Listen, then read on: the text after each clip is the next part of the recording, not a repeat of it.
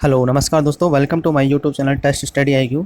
आज हम जो हमारी कंप्यूटर RSAT की बुक का जो सीरीज चल रही थी उसी बुक के अंदर जो हमारा सेकंड चैप्टर है, क्या है, सेकंड चैप्टर था, उसके जो क्वेश्चन और आंसर है उनको हम पढ़ेंगे। कंप्यूटर का जो सेकंड चैप्टर है कंप्यूटर सिस्टम, उसको हमने डीपली स्टडी कर लिया है। अब उसके जो question answer important question answer हैं उन सब के बारे में पढ़ेंगे। तो शुरुआत करते हैं।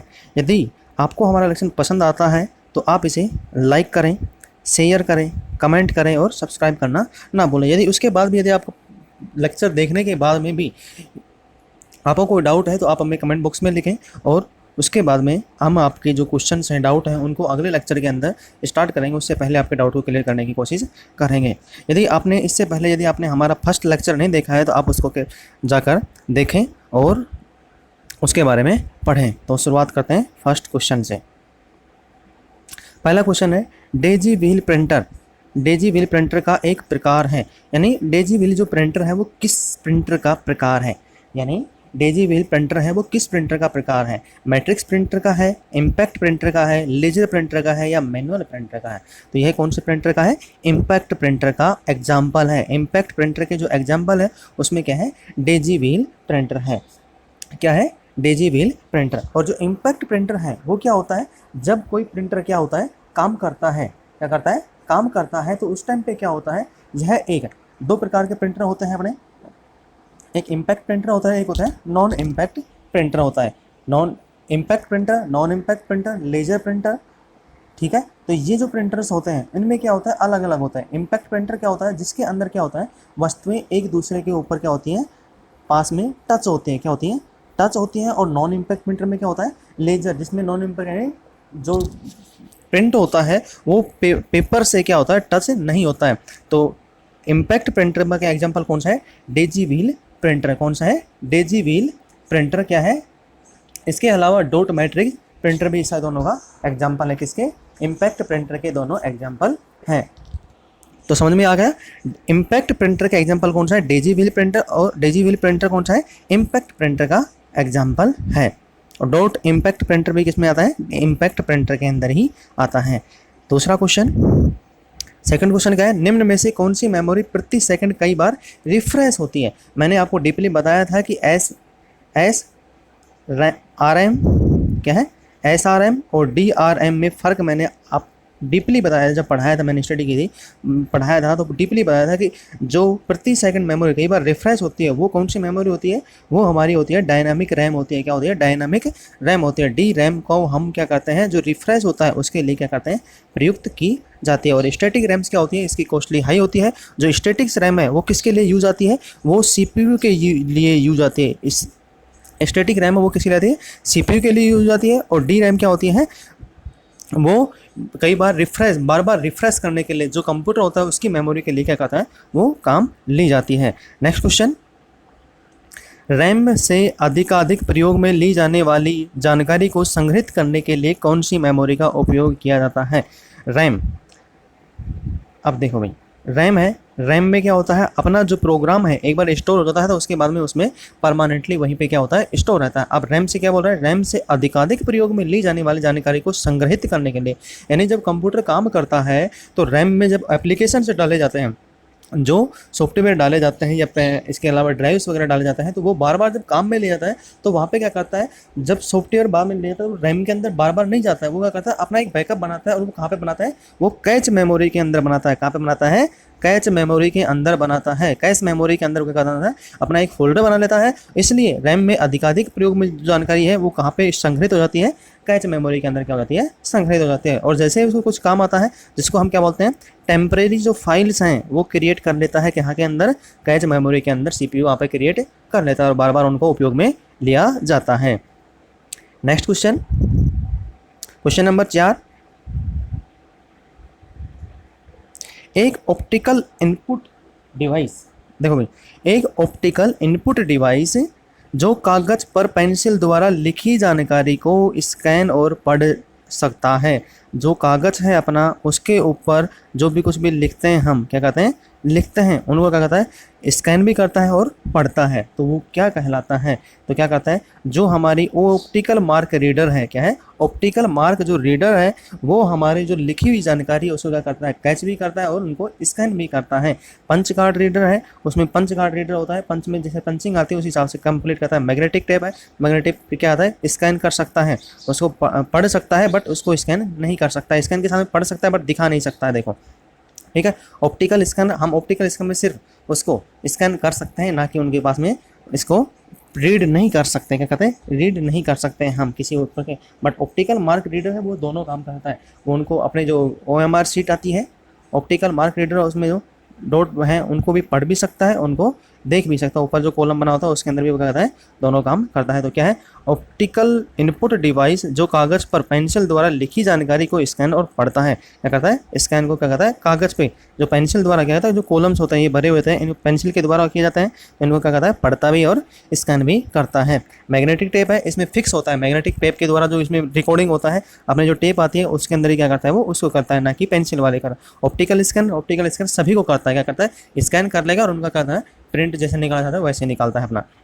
तो यहाँ पे आंसर कौन आएगा, OMR की फुल फॉर्म क्या है, ऑप्टिकल मार्क रीडर, इसकी क्या है, फुल फॉर्म है। क्वेश्चन नंबर 5, नेक्स्ट क्वेश्चन, निम्न में से कौन सी मेमोरी अस्थिर यानी वोलेटाइल मेमोरी, क्या है, वोलेटाइल मेमोरी प्रकृति की है। वो नॉन वोलेटाइल और वोलेटाइल दोनों क्या है, अस्थिर क्या हो गया, परिवर्तनशील हो गया, और नॉन वोलेटाइल अपरिवर्तनशील हो गया, ठीक है। तो वोलेटाइल का मतलब क्या है, परिवर्तनशील। कौन सी मेमोरी जो बार बार परिवर्तनशील होती रहती है, तो ये हमारे पास में कौन सी आएगी, रैम आएगी, क्या आएगी, रैम आएगी, जो बार बार क्या होती है, वोलेटाइल अस्थिर होती है, परिवर्तनशील होती है, क्या होती है, परिवर्तनशील मेमोरी होती है। नेक्स्ट क्वेश्चन, कंप्यूटर के साथ संयोजन में प्रयुक्त कौन सा printer toner dry ink powder का उपयोग करता है। देखो भाई, कंप्यूटर है वो क्या करता है, जब संयोजन करता है तो हमें कौन सा प्रिंटर टोनर, जो ड्राई पाउडर आता है, जो स्याही आती है कंप्यूटर में, जो प्रिंट के लिए क्या होता है, जो स्याही होती है, वो कौन सा टोनर आता है, कौन सा ड्राई इंक पाउडर यूज किया जाता है। देखो, जब भी हम प्रिंटर में काम करते हैं तो वहाँ पे क्या होता है, एक स्याही डली होता है, एक होता है जिसके अंदर क्या होता है, सूखी स्याही डलती है, कितनी होती है, उसमें मिक्स में करके डालनी पड़ती है। तो यहाँ पे कौन सा ड्राई इंक पाउडर है, सूखी स्याही कौन से उसमें डलती हैं। तो यहाँ पे कौन सा आएगा, जो लेजर प्रिंटर है, क्या है, लेजर प्रिंटर है, वहाँ पे सिर्फ सूखी स्याही डलती है, और वो स्याही क्या करता है, पेपर के ऊपर जब प्रिंट करता है तो वहाँ पे क्या करता है, इम्पैक्ट होता है। इम्पैक्ट क्या होता है, लेजर लाइट के द्वारा क्या होता है, इम्पैक्ट होता है, फिर वहाँ पे क्या होता है, प्रिंट उसका निकाला जाता है। नेक्स्ट क्वेश्चन, क्वेश्चन नंबर 7, आपके कंप्यूटर के कॉन्फ़िगरेशन से क्या मतलब, कॉन्फ़िगरेशन यानी कंप्यूटर किस हिसाब से, उसका CPU स्पेसिफिकेशन कितना है, इसके अलावा उसकी रैम कितनी है, रोम कितनी है, उसकी हार्ड डिस्क कितनी है, ये सब किस में होता है, जो कंप्यूटर की कॉन्फ़िगरेशन है उनसे होता है, क्या होता है, कॉन्फ़िगरेशन से होता है। तो यहाँ पे होगा प्रोसेसर विनिर्देश, क्या होगा, CPU स्पेसिफिकेशन, यानी CPU किस क्वालिटी का है, किस हिसाब से काम करता है, तो ये सब क्या आएगा, CPU, ये भी किस में आता है, कॉन्फ़िगरेशन में आता है। मेमोरी आ गई, रैम आ गई, भाई उसकी कितनी कैपेसिटी है, क्षमता है, कितनी रैम है उसकी।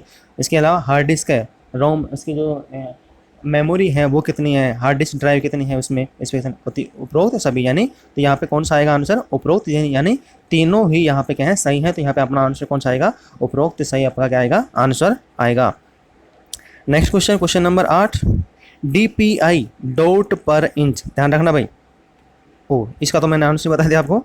DPI का विस्तृत रूप कंप्लीट फॉर्म है, तो यहाँ पे DPI की फुल फॉर्म क्या आएगी, डॉट पर इंच, क्या आएगा, डॉट पर इंच। यह लास्ट टाइम आपके एग्जाम में RSAT के में आ चुका है, क्या है, RSAT के अंदर एग्जाम में 2019 के अंदर यह एग्जाम में आ चुका है। DPI की फुल फॉर्म क्या है, तो क्या आएगा यहाँ पे, डॉट पर इंच, क्या आएगा यहाँ पे, इसकी फुल फॉर्म आएगा, ध्यान रखना भाई। प्रति यूनिट ये नहीं आएगा, डॉट पर यूनिट टाइम ये भी नहीं आएगा, डॉट पर स्क्वायर इंच ये भी नहीं आएगा, ऑल ऑफ देम तो कभी भी नहीं आएगा। तो यहाँ पे आंसर कौन सा आएगा, ए यहाँ पे आंसर आएगा। नेक्स्ट क्वेश्चन,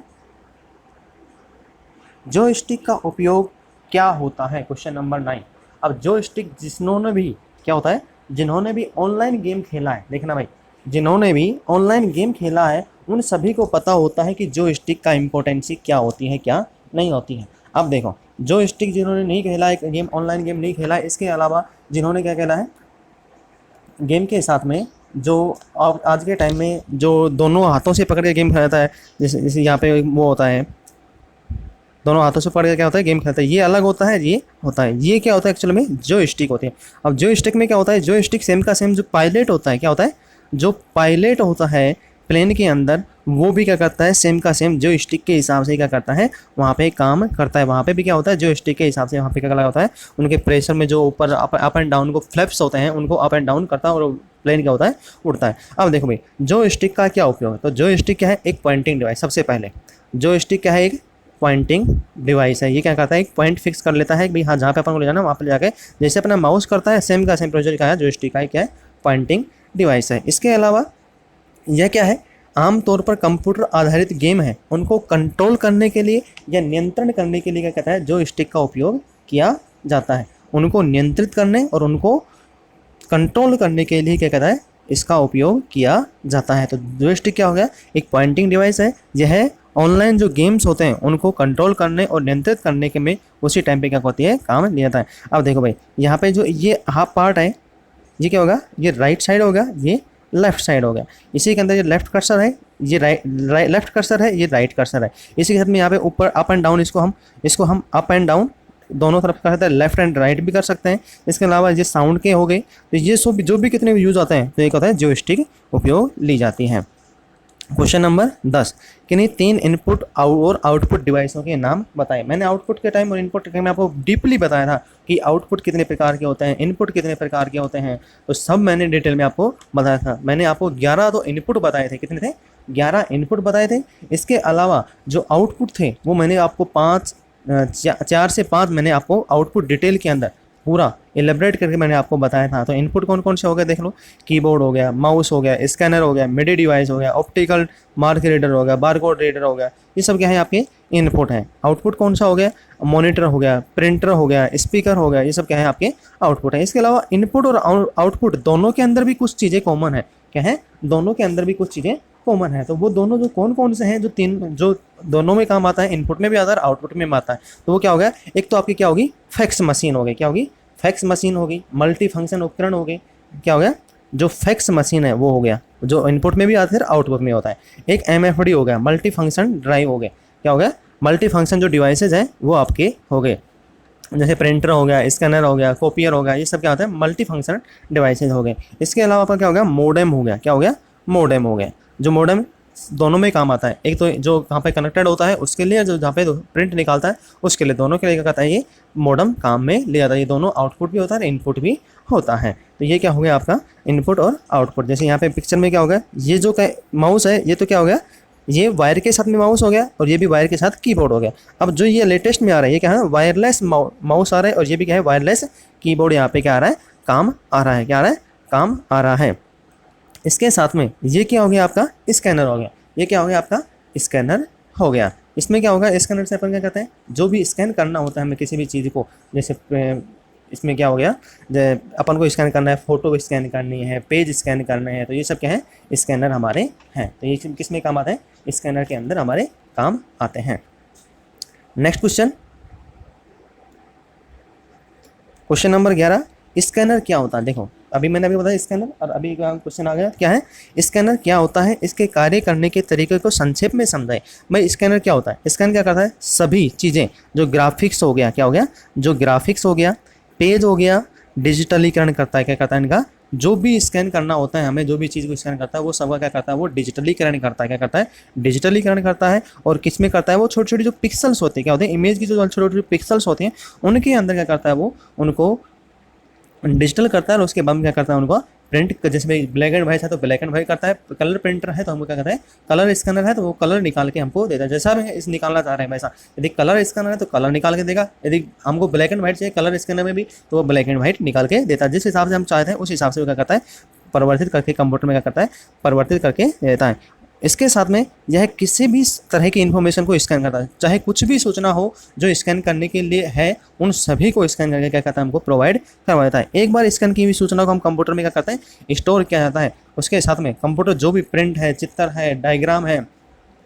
इमेजेस हैं, कुछ भी है जो भी हम एक बार कर लेते हैं, टेक्स्ट हो गया, डायग्राम हो गए, ठीक है, जो भी प्रिंटर पेज आ गए तो जो भी एक बार प्रिंट हो जाता है उनको हम क्या करते हैं डिजिटली क्या करते हैं स्टोर कर सकते हैं कंप्यूटर के अंदर, और बाद में जब भी हम उनका उपयोग करते हैं तो डिजिटल भी उपयोग करता है, इसके साथ हम उनका प्रिंट भी निकाल सकते हैं। तो ये क्या हो गया हमारा स्कैनर हो गया। और कार्य करने के तरीके संक्षेप में यही इसका कार्य करने का तरीका है। वो एक बार क्या करता है स्कैन करने के बाद में सभी बार बार क्या करता है, जैसे प्रिंट निकालना तो प्रिंट निकाल के देख सकते हैं हमें, और यदि हमें डिजिटल के साथ में देखना है और लैपटॉप के अंदर या कंप्यूटर के अंदर मोबाइल के अंदर देखना है तो हम क्या करते हैं उसकी सॉफ्ट कॉपी उसमें रख लेते हैं। तो ये क्या हो गया आपका स्कैनर हो गया। नेक्स्ट क्वेश्चन, मेमोरी क्या है? मेमोरी क्या है? तो मेमोरी मैंने जब आपको बताया था, मेमोरी के लिए स्पेशल अलग से लेक्चर मैंने आपको बनाया था, तो मेमोरी मैंने आपको बताया था कि मेमोरी क्या होती है, मेमोरी कितने प्रकार की होती है, किस हिसाब से काम में लेता है। तो मेमोरी क्या होती है? मेमोरी होती है जो मानव मस्तिष्क होता है। क्या होता है? मानव मस्तिष्क होता है जिसके अंदर यादाश्त रखी जाती है, जिनमें हम क्या करते हैं यादाश्त करने क्या होता है, जो भी हमके बातचीत याद रखनी होती है और जो हम सब स्टडी करते हैं मेमोरी होती हैं, अच्छी मेमोरी होती है। इसके अलावा पेरेंट्स हो गए, स्कूल हो गया, कॉलेज हो गए, टीचिंग लाइन हो गई, पढ़ाना है कहीं जाना है, तो ये सब क्या होता है हम स्टोर करके मस्तिष्क में क्या करते हैं इनको स्टोर करते हैं, याद रखते हैं। तो सेम का सेम क्या करता है कंप्यूटर भी कार्य करता है। तो कंप्यूटर में भी कहती है डेटा और सूचना को क्या करता है स्टोर रखा जाता है, और जब तक इस डेटा या सूचना को ज़रूरत होती है इसे प्रोसेस करके कंप्यूटर को क्या देता है वो देता है, क्या करता है कंप्यूटर को देता है। ठीक है, तो ये क्या करता है सूचना को देता है।